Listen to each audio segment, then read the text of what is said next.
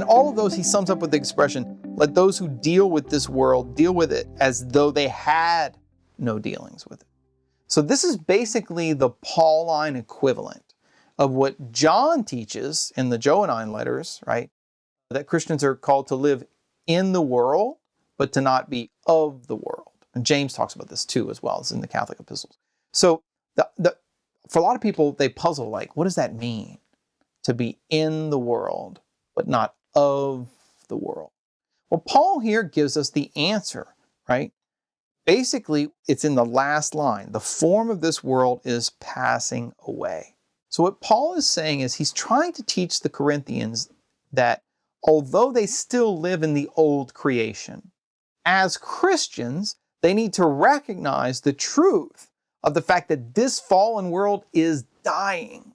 It's in the death throes. It's passing away. It's not eternal, like some of the pagans thought. It's not going to last forever, like some of the pagans thought. It is going to end. And therefore, we have to live in our dealings with the world with that truth in mind, whether it's the question of our relationship to our spouses or the relationship to our loved ones who we've lost, for whom we're mourning, or our relationship to our possessions or our activities in this world. All those things have to be done through the lens of the fact the form of this world is passing away. Right? So I always joke with my students here, when Paul says those who have wives should live as though they had none, that doesn't mean like treat your wife poorly, right? Like forget to call her if you're on a business trip or something like that. Oh, sorry, honey, I was living as if I had no wife. That's not what Paul means here. What he's effectively teaching here in 1 Corinthians 7 is detachment, living a spirit of detachment now from the world that we know is eventually going to pass away. Now, a lot of students, when they read these verses, and I've had this experience myself, as you first encounter Paul, kind of find it a little harsh. Like, why should I live, if I'm married, why should I live as though I have no wife, right? Or if I'm engaged in business, why should I live as though I have no possessions? Or if I live in the world, why should I pretend like I have no dealings with it? What's Paul really getting at here? What's the problem with rejoicing? And the answer to that question is Paul's not being harsh, he's actually being realistic.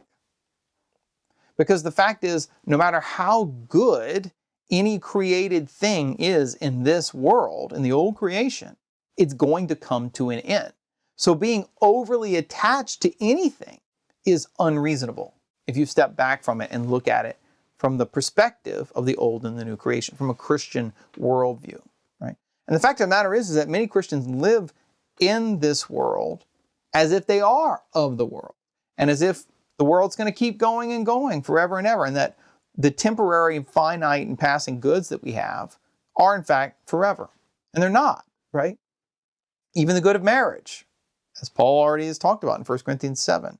When a husband dies, the wife is freed from the marriage covenant, right? It ends with death. And every single married person is going to either bury their spouse or be buried by their spouse. That's part of what you sign up for in marriage. So it's reasonable to keep in mind and to live with a certain detachment from that reality. To not to be overly attached to one's spouse or one's loved ones, where they're going to die as well, right? It's one of the realities parents have to think of, right? That when I bring a child into the world, it's beautiful, I give it life, but I also give it the gift of death, right? Eventually, my children, whether I see it or not, they're all going to pass away. That's a sobering reality, but it's the truth. And so Paul here is trying to get the Corinthians to think this way about the way they live in the world. And effectively here, what he's doing is teaching the Christians in Corinth to live in a spirit of detachment, right? Or you could put it positively, he's teaching them not to be excessively attached to the passing things of this world.